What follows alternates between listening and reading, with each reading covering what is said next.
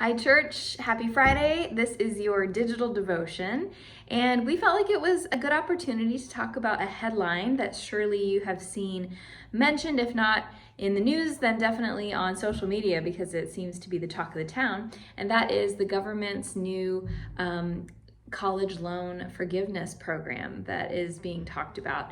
And Pastor Jacob and I have just been taking it all in and kind of amused by some of what we've seen on social media from people that we know in different parts of the country who claim to be Christians and are putting out some really angry, bitter, resentful sentiments about this idea of forgiving certain people's college loans when perhaps they themselves either did not go to college because they couldn't afford it or paid off all of their debt.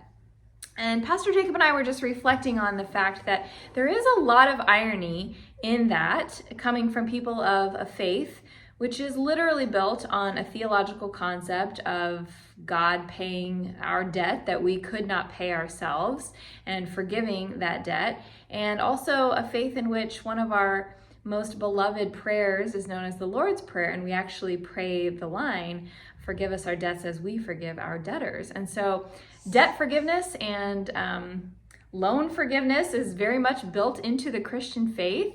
It actually dates back even before Christ to the Jewish practices of the Hebrew people, and you can read all about that in the laws of Deuteronomy about the year of Jubilee, which is where our daughter's middle name comes from, that every seventh year all debts are called to be forgiven and the land is called to rest, and it's a time of renewal and reset.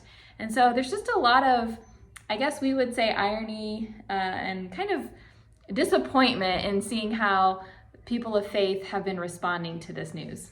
And obviously the economics of this are a lot more complicated than just saying our faith tells us to forgive debts, and complicated in the fact that right now taking out a student loan and paying for college looks way different than it did before as tuition prices continue to skyrocket and as loans become more and more disadvantageous to the people taking out the loans. But it really does seem like a prodigal son type of situation. Yes, which is one of the parables coming in up in our parable yeah, sermon series. Yeah. But this idea that there's jealousy or greed or anger regarding God's treatment of other people. And yet our faith truly is about this whole concept of grace and forgiveness and being able to treat people in ways even when they don't deserve it. Mm-hmm. That is so much a part theologically of what we practice. The whole concept of grace, yeah. And that God treats us in ways that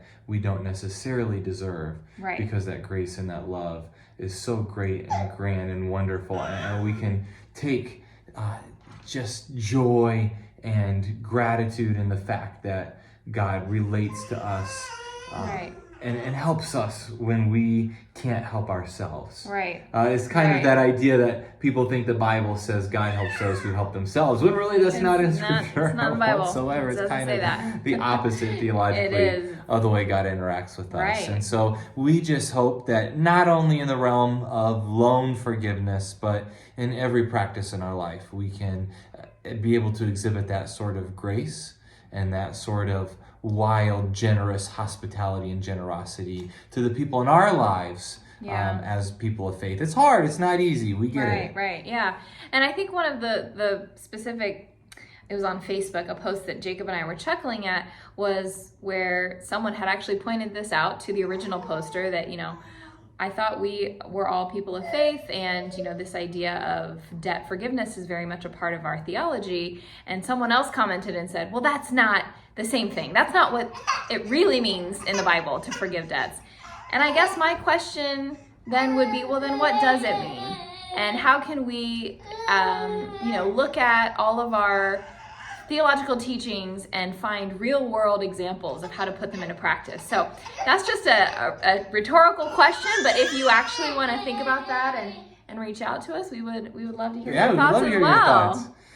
In any case, we look forward to worshiping with you on Sunday, and I hope you enjoy the vocal styles of one Clementine Jubilee over here off camera. Yeah, and we'll be back with the Ultimate Book Club Bible Study at 9, so if you want to join me for some great Bible study, we will see you then.